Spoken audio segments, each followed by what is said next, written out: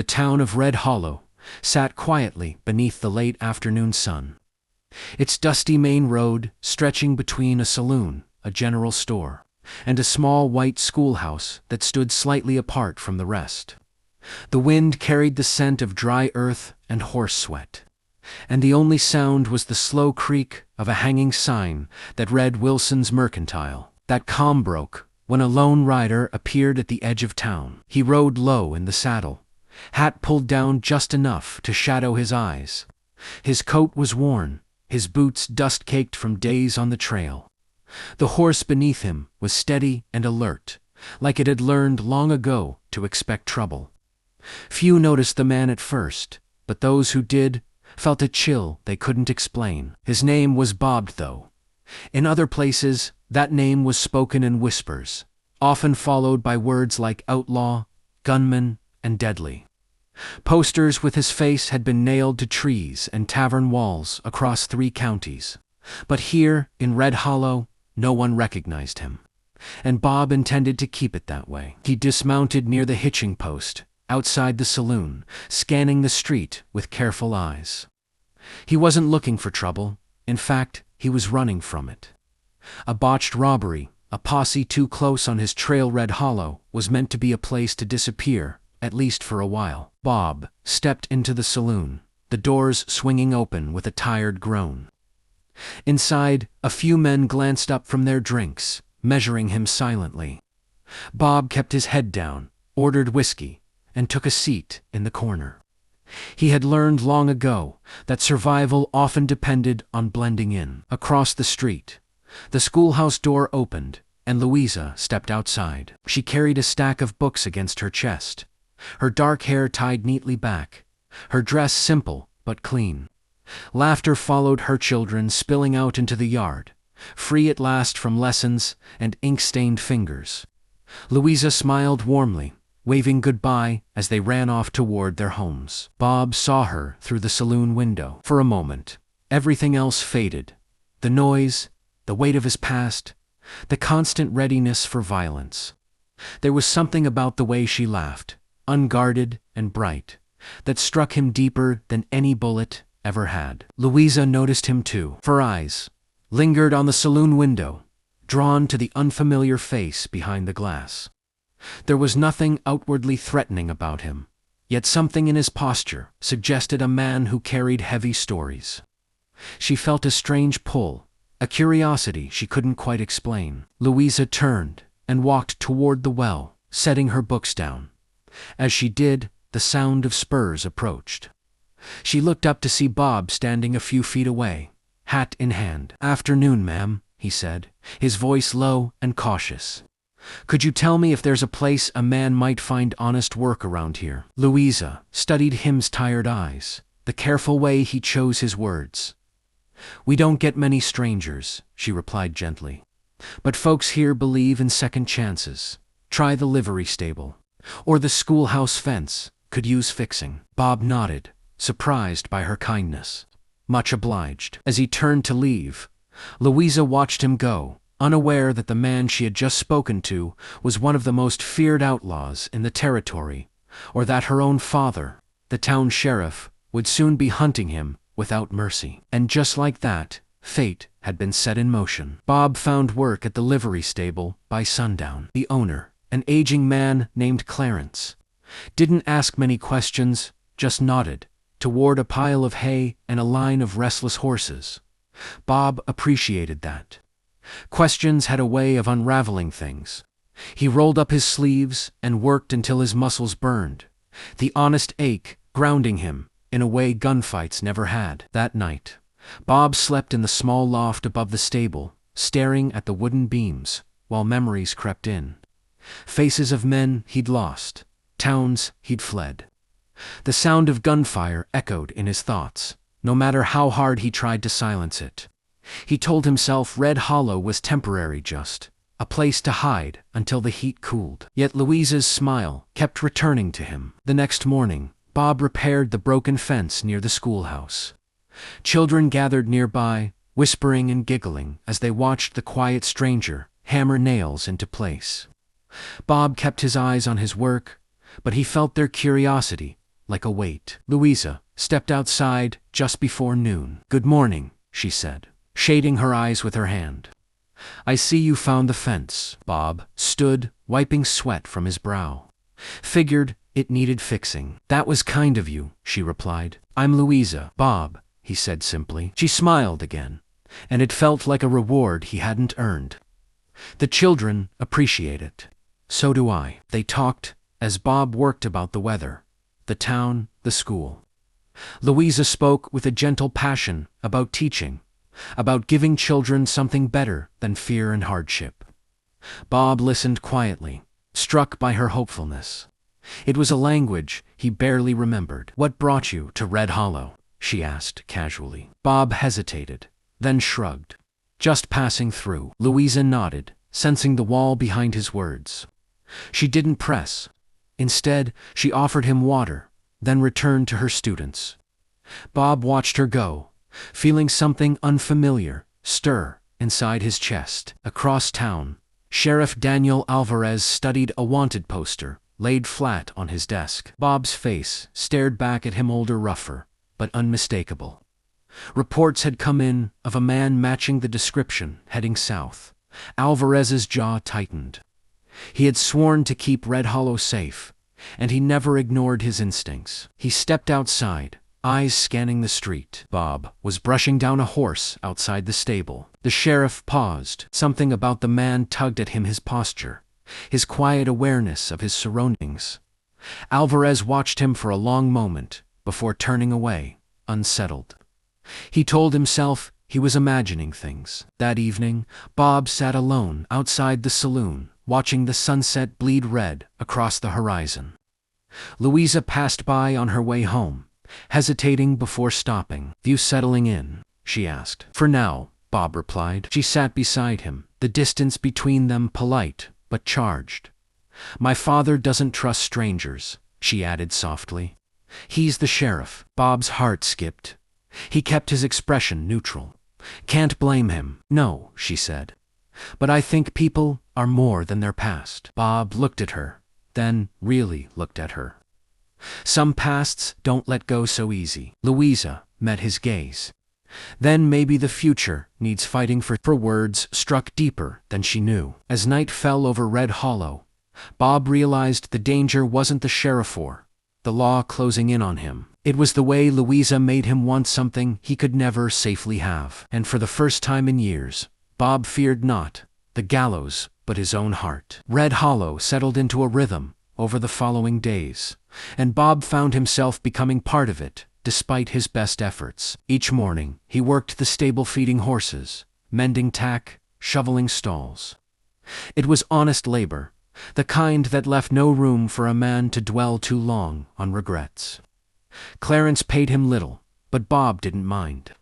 What he valued was the quiet, the sense of being useful without being feared. Still, Bob never forgot who he was. He noticed everything: the way strangers entered town, the way hands drifted too close to holsters, the way the sheriff's gaze lingered on him a second longer than necessary. Sheriff Alvarez was a tall man with iron-gray hair and eyes sharpened by years of law-keeping. He walked the streets like he owned them, not out of pride, but responsibility. And Bob was careful to stay out of his way. Luisa, however, seemed drawn to him more each day. She stopped by the stable one afternoon with a basket of bread and apples. "You shouldn't be working this hard on an empty stomach," she said, handing it to him. Bob hesitated. "That's kind of you, but it's just food," she interrupted gently. No strings attached. He accepted it, murmuring thanks. They sat on a wooden fence rail, eating in companionable silence. The late sun warmed the air, cicadas buzzing nearby. "You're different from most men who pass through," Luisa said at last. Bob smiled faintly. "Different ain't always good." "I didn't say good," she replied. "Just quiet, thoughtful." Bob stared at the apple in his hand. If she only knew. People tend to be quieter when they've made mistakes. Luisa studied him, her voice softening. "We all make mistakes. My father says the law is about justice, not punishment." Bob almost laughed at that but stopped himself. Your father sounds like a good man. He is, she said firmly. Even when I don't agree with him. That night, trouble came to town. Two rough-looking men rode in after dark, their laughter loud and careless. Bob spotted them immediately. Men who walked like they expected the world to move aside for them. He recognized the type. He had once been one of them. The men entered the saloon, and within minutes, voices rose. A chair scraped back, glass shattered. Bob stayed outside, leaning against the stable wall, forcing himself not to get involved. This wasn't his fight. It couldn't be. But then he heard Luisa's voice. Please, there are children nearby. Bob turned sharply. Through the saloon window, he saw one of the men grab Luisa's arm as she tried to pull a frightened boy away from the doorway. The man sneered, drunk and careless. Bob moved without thinking. He crossed the street in long strides, grabbed the man's wrist, and twisted just enough to force him to release her. The motion was quick, controlled, to practiced. Let her go, Bob said quietly. The man lunged, but Bob stepped aside, sending him sprawling into the dirt. The second man reached for his gun. Bob froze. A badge glinted in the lamplight. Enough. Sheriff Alvarez's voice cut through the tension like a blade. The drunk men were arrested, without further incident, but not before the sheriff took a long, measuring look at Bob. You handled yourself well, Alvarez said. Almost too well. Bob met his gaze evenly. Didn't want anyone hurt. Luisa stepped closer to Bob, her hand brushing his sleeve. Thank you, she whispered. Sheriff Alvarez noticed as the night settled and the crowd dispersed. The sheriff's suspicion hardened. He had seen that move before, the precision, the restraint. It belonged to a man who had lived by violence. Bob felt it too. The line he'd been walking, the careful balance between hiding and belonging, had shifted. And once lines are drawn in the dust, they are rarely erased without blood. Sheriff Alvarez did not sleep well that night. He sat at the small table in his office, long after the lamps on Main Street had dimmed. The wanted poster spread out before him once more.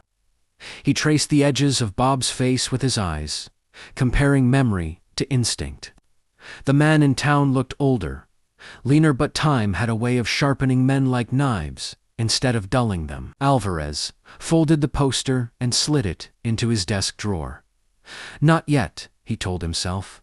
Accusations without proof only stirred trouble. Across town, Bob lay awake in the stable loft, staring at the ceiling as guilt pressed down on him. He had stepped in too fast to clean. Years of survival had trained his body to act before thought, and now that instinct had put him directly in the sheriff's sight. Luisa's grateful eyes haunted him more than the sheriff's suspicion. The next morning, Bob avoided the schoolhouse fence and kept his head low. He worked harder than usual, scrubbing troughs and repairing saddles no one had asked him to fix. Clarence noticed, but said nothing. Old men who ran stables learned when not to pry. Near midday, Sheriff Alvarez arrived. His boots echoed against the packed dirt as he approached the stable, hands resting casually near his belt. Bob felt him before he saw him. Bob, the sheriff said. Bob straightened slowly. Sheriff, mind if we talk? Not at all. They walked a short distance away, stopping near the water trough. Horses shifted and snorted, sensing tension, even if they didn't understand it. You ever done work with horses before? Alvarez asked. A bit. Where? Bob hesitated just long enough to be noticeable. Different places. Alvarez nodded. Funny thing is, I've seen men fight the way you did last night.